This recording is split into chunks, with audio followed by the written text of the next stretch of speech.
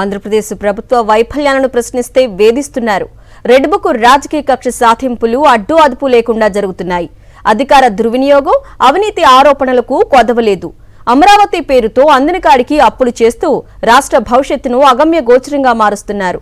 ఎన్నెన్నో సమస్యలతో రాష్ట్ర ప్రజలు తీవ్ర స్థాయిలో ఇబ్బంది పడుతుంటే నోరు మెదపని డిప్యూటీ సీఎం పవన్ కళ్యాణ్ జన్జీ ఆశయాలకు అనుగుణంగా సేనాగళం ఏర్పాటు చేస్తానడం విస్మయాన్ని కలిగిస్తోంది.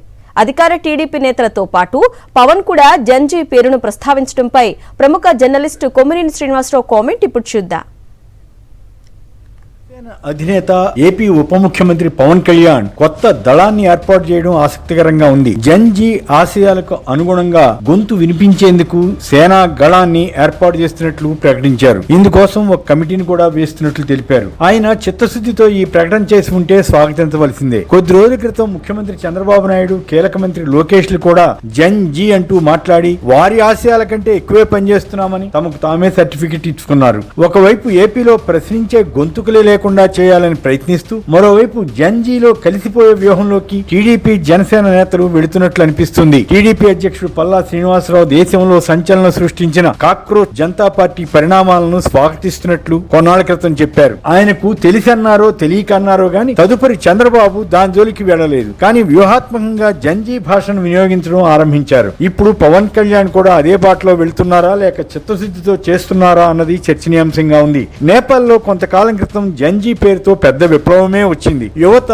వీధుల్లోకి వచ్చి పెద్ద ఎత్తున గళం విప్పారు. దాన్ని అణచివేయడానికి ఆనాటి ప్రభుత్వం కాల్పుల వరకు వెళ్లింది. దాని ఫలితంగా పలువురు యువకులు మరణించారు. ఆ తర్వాత జరిగిన ఎన్నికల్లో పాలక పార్టీ పూర్తిగా తుడుచుకుపోయి కొత్త పార్టీ పేరుతో అధికారంలోకి వచ్చేశారు. ఆనాటి నేపాల్ ప్రధానమంత్రిని, మంత్రులను కూడా జైళ్లకు పంపారు. ప్రభుత్వ అవినీతిపై పోరాడడానికి సోషల్ మీడియాను నేపాల్ యువత ఒక ఆయుధంగా మార్చుకుంది. దాన్ని తట్టుకోవడానికి సోషల్ మీడియా ప్లాట్ఫామ్లను ప్రభుత్వం నిషేధించడంతో అది తీవ్ర నిరసనగా మారి ఆందోళనలతో నేపాల్ అట్టుడిగిపోయింది. అప్పటి నుంచే జన్జీ అన్నది బాగా పాపులర్ అయింది. గతంలో ఆయా వయసులను బట్టి తరాలు అనేవారు. కానీ ఇప్పుడు మారిన సాంకేతిక యుగంలో, డిజిటల్ కాలంలో జన్జీ, జన్ ఆల్ఫా, బీటా ఇలా పేర్లు పెడుతున్నారు. వాటన్నిటి లక్ష్యం ఒకటే, మారుతున్న కాలమాన పరిస్థితులకు అనుగుణంగా సమాజంలోనూ పాలనా వ్యవస్థలోనూ మార్పులు తీసుకురావడమే. ప్రధానంగా యువత సోషల్ మీడియాను వాడుతున్న తీరు, సెల్ ఫోన్, ట్యాబ్ వంటి సాంకేతిక పరికరాలపై గడుపుతున్న టైం మొదలైన వాటిని పరిశీలించి ఈ పేర్లు పెడుతున్నారట. స్థూలంగా చెప్పాలంటే కొత్త తరం ఆకాంక్షలకు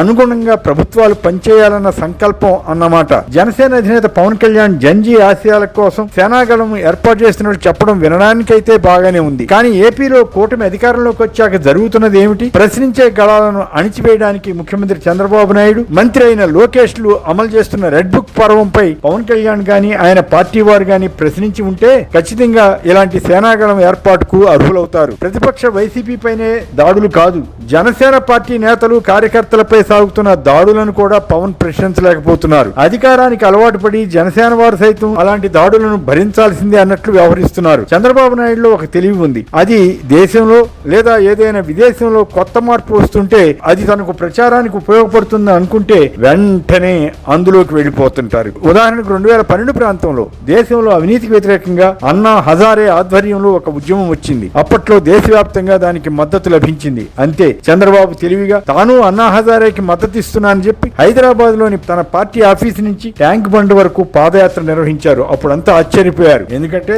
అప్పటికే చంద్రబాబు పై పలు అవినీతి ఆరోపణలు ఉన్నాయి. అయినా ఆయన ధైర్యంగా ఆ ర్యాలీ తీశారు. దానిపై చంద్రబాబుని ఎద్దేవా చేస్తూ ఇప్పటి బీఆర్ఎస్, అప్పటి టీఆర్ఎస్ అధినేత కేసీఆర్ చేసిన వ్యాఖ్యలు చాలా పాపులర్ అయ్యాయి. ఏదైనా వ్యతిరేకత వచ్చే విషయం జరిగితే వెంటనే దాన్ని తన రాజకీయ ప్రత్యర్థికి అంటగట్టేయడం కూడా చంద్రబాబు చేస్తుంటారు. ఉదాహరణకు 2022 ప్రాంతంలో శ్రీలంకలో ప్రజలు తిరగబడి అధ్యక్ష భవనంలోకి కూడా దూసుకు వెళ్లారు. ఆ దేశం అప్పుల కారణంగా దివాళా తీసినంత పనైంది. అంతే, ఆ చంద్రబాబు ఆ పరిస్థితిని అప్పటి వైఎస్ జగన్ ప్రభుత్వానికి రుద్దేశారు. ఏపీ శ్రీలంక అయిపోయిందని ప్రచారం చేశారు. ఏపీ 14 లక్షల కోట్ల అప్పులు చేసిందని అబద్ధాన్ని సృష్టించారు. దానికి ఈనాడు, ఆంధ్రజ్యోతి వంటి ఎల్లో మీడియా తబలా వాయించేవి. పవన్ కళ్యాణ్ తో పాటు బీజేపీ అధ్యక్షురాలుగా ఉన్న పురంధరేశ్వరి కూడా అదే దుష్ప్రచారం చేశారు. చిత్రం ఏమిటంటే ఉమ్మడి ఏపీలో చంద్రబాబే అత్యధిక కాలం సీఎం గా ఉన్నారు. ఆ తర్వాత విభజిత ఏపీకి కూడా తొలి ముఖ్యమంత్రి అయ్యారు. ఆయన టైంలో చేసిన అప్పుల్ని కూడా జగన్ ప్రభుత్వానికి అంటగట్టి పచ్చి అబద్ధాన్ని జనంలోకి తీసుకెళ్లే యత్నం చేశారు. ఇలా ఉంటుంది ఆయన ధోరణి. తన కుమారుడు లోకేష్ కూడా అలాంటి ట్రైనింగే ఇస్తున్నట్లుగా కనిపిస్తుంది.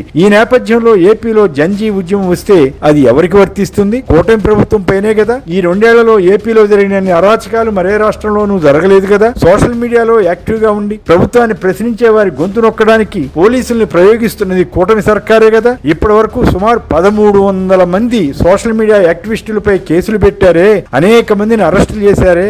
నేపాల్లో కూడా అలా చేయబట్టే ప్రజల్లో తిరుగుబాటు వచ్చింది. బహుశా ఆ భయంతోనే తెలివిగా తాము కూడా జంజీ అంటూ మాట్లాడుతున్నట్లుగా కనిపిస్తుంది. పవన్ కళ్యాణ్ కు చిత్తశుద్ధి ఉంటే ప్రభుత్వంలో జరుగుతున్న అక్రమాలపై ప్రశ్నించాలి. ఉదాహరణకు డిఎస్సికి సంబంధించి వచ్చిన అనేక వార్తలపై స్పందించి ప్రభుత్వాన్ని నిలదీయాలి కదా. రాష్ట్రంలో జరిగిన అనేక రాజకీయ హత్యల గురించి, టీడీపీ గూండాల దాడి గురించి మాట్లాడాలి కదా.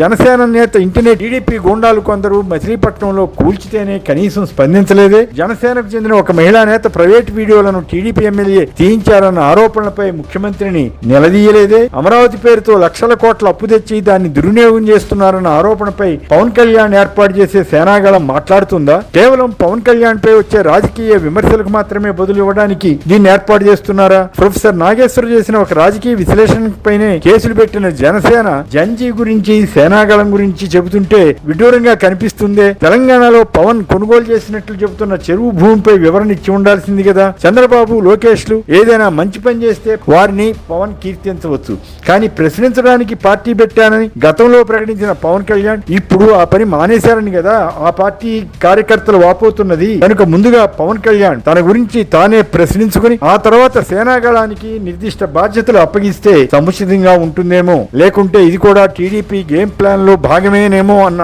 అనుమానం వస్తుంది. ఏపీలో సామాజిక మాధ్యమాల ద్వారా ప్రశ్నించే వారిని అణచివేయడానికి కొత్త వేషంలో కూటమి నేతలు వస్తున్నారేమో అన్న అభిప్రాయం కలగకుండా పవన్ సేనాగళం పనిచేస్తుందా? మరిన్ని అప్డేట్స్ కోసం ఛానల్ ను సబ్స్క్రైబ్ చేయండి. నోటిఫికేషన్స్ కోసం బెల్ ఐకాన్ పై క్లిక్ చేయండి.